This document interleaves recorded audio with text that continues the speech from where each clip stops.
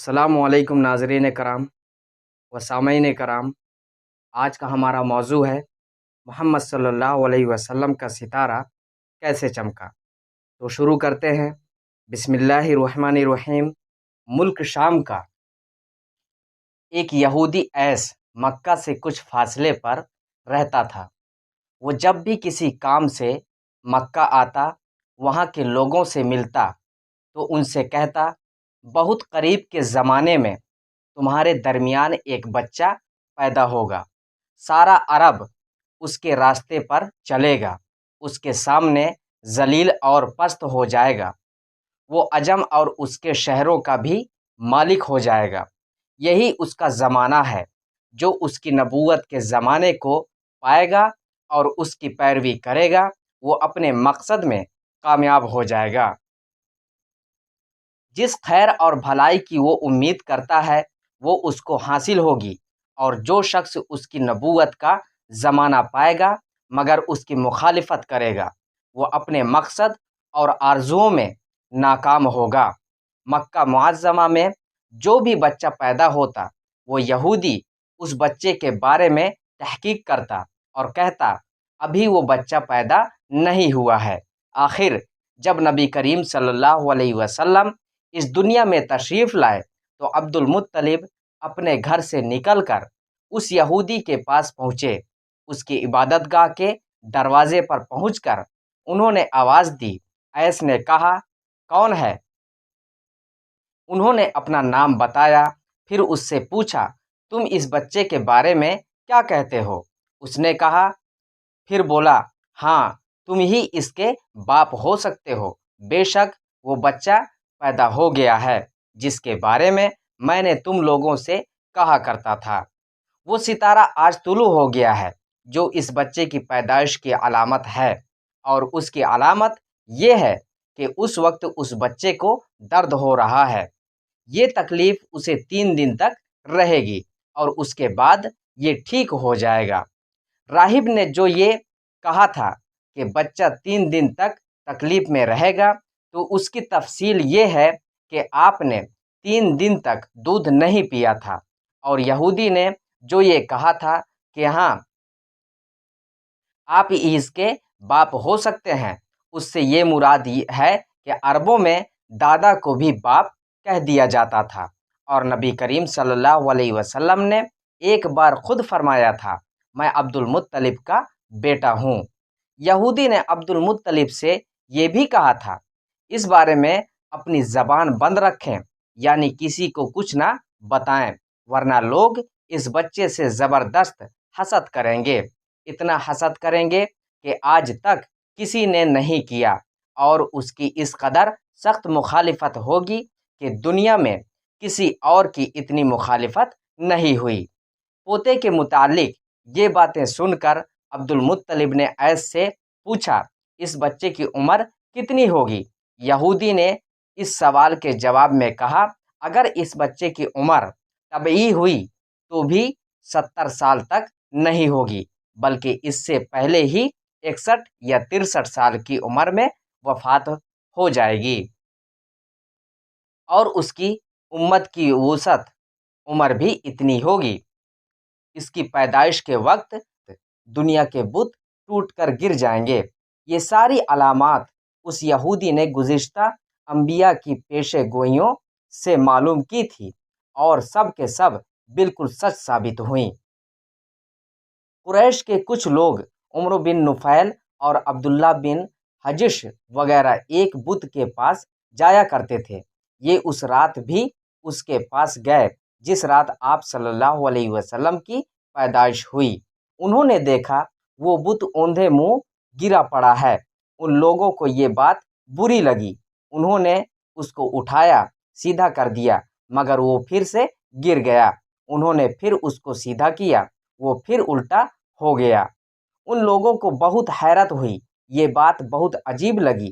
تب اس بت سے آواز نکلی، یہ ایک ایسے بچے کی پیدائش کی خبر ہے جس کے نور سے مشرق اور مغرب میں زمین کے تمام گوشے منور ہو گئے ہیں۔ بت سے نکلنے والی آواز نے انہیں اور زیادہ حیرت زدہ کر دیا۔ اس کے علاوہ ایک واقعہ یہ پیش آیا کہ ایران کے شہنشاہ کسریٰ نوشیروان کا محل ہلنے لگا اور اس میں شگاف پڑ گئے۔ نوشیروان کا یہ محل نہایت مضبوط تھا، بڑے بڑے پتھروں اور چونے سے تعمیر کیا گیا تھا۔ اس واقعے سے پوری سلطنت میں دہشت پھیل گئی۔ شگاف پڑنے سے خوفناک آواز بھی نکلتی رہی۔ محل کے 14 کنکریں ٹوٹ کر نیچے آ گرے تھے۔ آپ کی پیدائش پر ایک واقعہ یہ پیش آیا کہ فارس کے تمام آتش کدوں کی وہ آگ بجھ گئی جس کی وہ لوگ پوجا کیا کرتے تھے اور اس کو بجھنے نہیں دیتے تھے، لیکن اس رات میں ایک ہی وقت میں تمام کے تمام آتش کدوں کی آگ آنن فانن بجھ گئی۔ آگ کے پوجنے والوں میں رونا پیٹنا مچ گیا۔ کسریٰ کو یہ تمام اطلاعات ملی تو اس نے ایک کاہن کو بلایا۔ اس نے اپنے محل میں شگاف پڑنے اور آتش کدوں کی آگ بجھنے کے واقعات اسے سنا کر پوچھا، آخر ایسا کیوں ہو رہا ہے؟ وہ کاہن خود تو جواب نہ دے سکا، تاہم اس نے کہا، ان سوالات کے جوابات میرا ماموں دے سکتا ہے، اس کا نام سطیح ہے۔ نوشیروان نے کہا، ٹھیک ہے، تم جا کر ان سوالات کے جوابات لاؤ۔ وہ گیا، سطیح سے ملا، اسے یہ واقعات سنائے۔ اس نے یہ سن کر کہا، ایک عصا والے نبی ظاہر ہوں گے جو عرب اور شام پر چھا جائیں گے، اور جو کچھ ہونے والا ہے ہو کر رہے گا۔ اس نے یہ جواب کسریٰ کو بتایا۔ اس وقت تک کسریٰ نے دوسرے کاہنوں سے بھی معلومات حاصل کر لی تھی، چنانچہ یہ سن کر اس نے کہا، تب پھر ابھی وہ وقت آنے میں دیر ہے، یعنی ان کا غلبہ میرے بعد ہوگا۔ پیدائش کے 7ویں دن عبد المطلب نے آپ کا عقیقہ کیا اور نام محمد رکھا۔ عربوں میں اس سے پہلے یہ نام کسی کا نہیں رکھا گیا تھا۔ قریش کو یہ نام عجیب سا لگا، چنانچہ کچھ لوگوں نے عبد المطلب سے کہا، اے عبد المطلب، کیا وجہ ہے کہ تم نے اس بچے کا نام اس کے باپ دادا کے نام پر نہیں رکھا بلکہ محمد رکھا، اور یہ نام نہ تمہارے باپ دادا میں سے کسی کا ہے نہ تمہاری قوم میں سے کسی کا ہے؟ عبد المطلب نے انہیں جواب دیا، میری تمنا ہے کہ آسمانوں میں اللہ تعالیٰ اس بچے کی تعریف فرمائے اور زمین پر لوگ اس کی تعریف کریں۔ محمد کے معنی ہے جس کی بہت زیادہ تعریف کی جائے۔ اسی طرح والدہ کی طرف سے آپ کا نام احمد رکھا گیا۔ احمد نام بھی اس سے پہلے کسی کا نہیں رکھا گیا تھا۔ مطلب یہ کہ ان دونوں ناموں کی اللہ تعالیٰ نے حفاظت کی اور کوئی بھی یہ نام نہ رکھ سکا۔ احمد کا مطلب ہے سب سے زیادہ تعریف کرنے والا۔ علامہ سہیلی نے لکھا ہے، آپ احمد پہلے ہیں اور محمد بعد میں، یعنی آپ کی تعریف دوسروں نے بعد میں کی۔ اس سے پہلے آپ کی شان یہ ہے کہ آپ صلی اللہ علیہ وسلم اور اللہ تعالیٰ کی یہ سب سے زیادہ حمد و ثنا کرنے والے ہیں۔ پرانی کتابوں میں آپ کا نام احمد ذکر کیا گیا ہے۔ اپنی والدہ کے بعد آپ نے سب سے پہلے صوبیہ کا دودھ پیا۔ صوبیہ نبی کریم صلی اللہ علیہ وسلم کے چچا ابو لہب کی باندی تھیں۔ ان کو ابو لہب نے آپ کی پیدائش کی خوشی میں آزاد کر دیا تھا۔ صوبیہ نے آپ کو چند دن تک دودھ پلایا۔ انہی دنوں صوبیہ کے ہاں اپنا بیٹا پیدا ہوا تھا۔ آپ کی والدہ نے آپ کو صرف 9 دن تک دودھ پلایا۔ ان کے بعد صوبیہ نے پلایا۔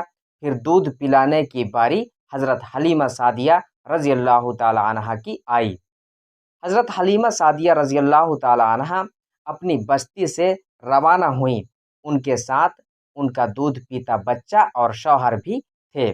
حضرت حلیمہ سعدیہ رضی اللہ تعالی عنہ دوسری عورتوں کے بعد مکہ میں داخل ہوئیں۔ ان کا خچر بہت کمزور اور مریل تھا۔ ان کے ساتھ ان کی کمزور اور بوڑھی اونٹنی تھیں۔ وہ بہت آہستہ آہستہ چلتی تھی۔ ان کی وجہ سے حلیمہ رضی اللہ تعالی عنہ قافلے سے بہت پیچھے رہ جاتی تھیں۔ اس وقت بھی ایسا ہی ہوا، وہ سب سے آخر میں مکہ میں داخل ہوئیں۔ تو میرے بھائیوں، آج کے لیے بس اتنا ہی۔ اب اس کا آگے کا حصہ ہم بیان کریں گے انشاءاللہ تعالی اگلی ویڈیو میں۔ تب تک کے لیے دعا کی درخواست کے ساتھ اللہ حافظ۔